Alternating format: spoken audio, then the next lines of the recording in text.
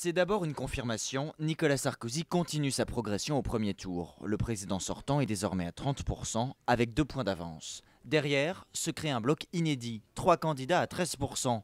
Marine Le Pen chute de 2,5 points quand Jean-Luc Mélenchon en gagne 2, peut-être à son maximum.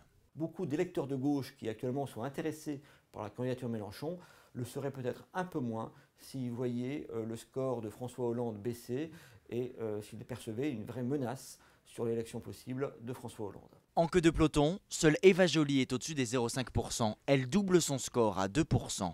Au deuxième tour maintenant, aucune modification dans les intentions de vote. L'érosion du score Hollande s'est arrêtée, avec une particularité, de plus en plus de Français croient à la victoire de Nicolas Sarkozy.